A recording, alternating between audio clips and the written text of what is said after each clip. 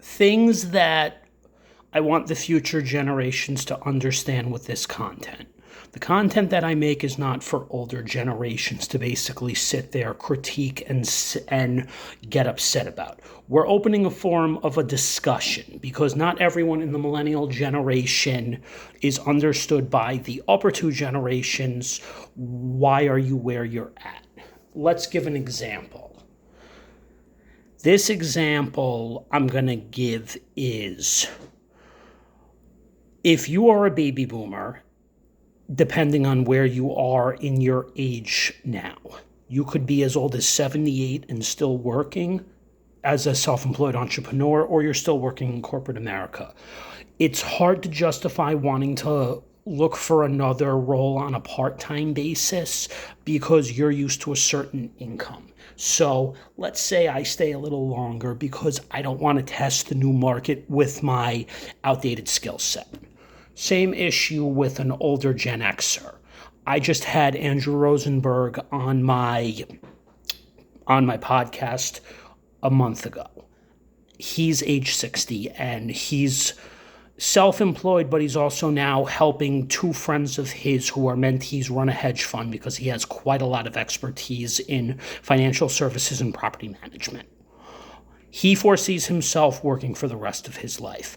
In his situation in life, unlike other Gen Xers, why not continue to work if you enjoy what you're doing? And there's nothing wrong with that at all whatsoever.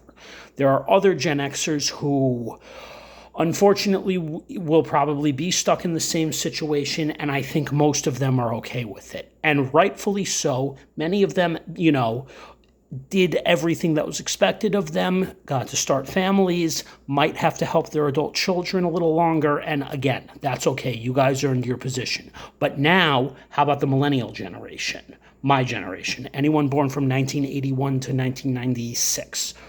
What do? Because we all don't want to have the difficult discussion about why people like myself are not necessarily stuck in customer service. I did what was asked. I got the skills and the degrees, but this is the question. I'm not knocking John Jay. John Jay was a fantastic education. What does somebody like myself do who is now in a situation where I make enough money to afford an apartment, but I'm not completely thrilled with what I do within the customer service realm? Okay, there's this little thing called the internet, which 60-year-old Jeff Bezos gave us a formula of what can be achieved on the internet. Why aren't we encouraging that?